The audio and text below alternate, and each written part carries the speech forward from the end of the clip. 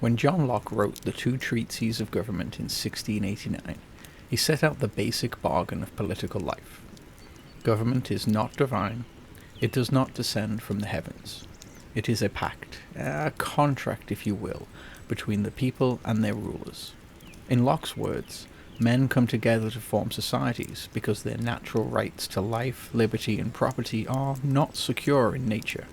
Thus, it is the state that exists to protect those rights.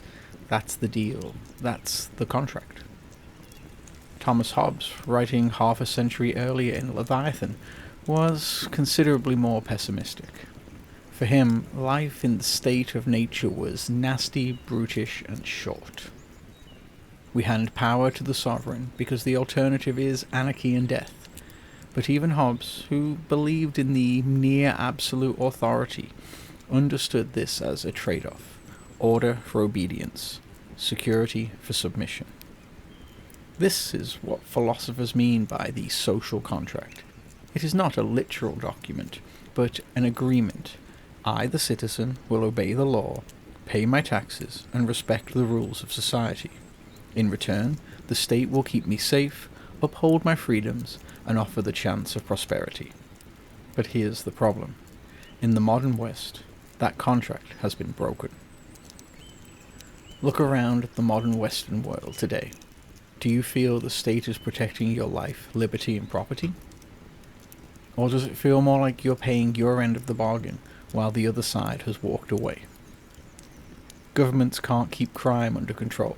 They can't defend borders. They tax more, regulate more, and yet deliver less. In Canada, for instance, people pay some of the highest tax rates in the developed world, but emergency rooms are closing and housing is unaffordable. The story's similar in Britain. Ordinary citizens watch the NHS crumble, infrastructure decays, and police arrest people for offensive tweets while burglaries go uninvestigated. Locke would be horrified. The state is not securing property. It is confiscating it through inflation and punitive taxes. Hobbes would laugh grimly. The sovereign no longer provides order. He stands by watching the chaos in the name of tolerance. The immigration question only deepens the wound. A contract implies a membership, the we who have agreed to live together under common rules. But when governments open borders without consulting the people, when they dilute culture and identity without consent, what happens to that agreement?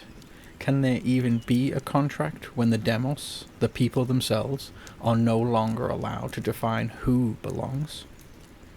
Rousseau, in his Social Contract, argued that legitimate government is rooted in the general will, the shared interest of the citizen body.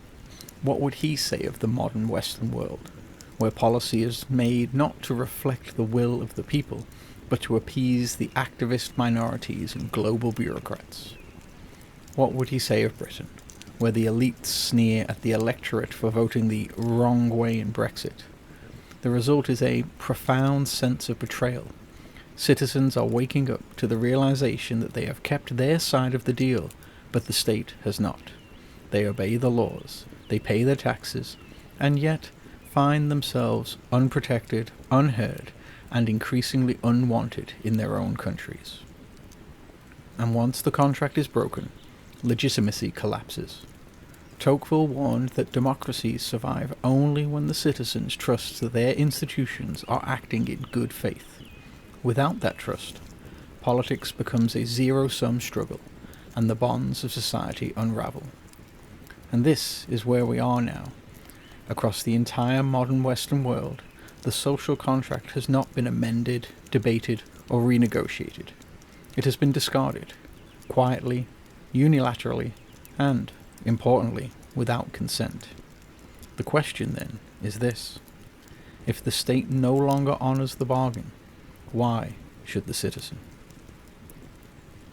And if you want to understand why governments now preach tolerance while refusing to uphold the very contract that gives society order, you'll want to see my previous video on Karl Popper's paradox of tolerance. It asks the uncomfortable question, can a tolerant society survive if it tolerates the intolerant?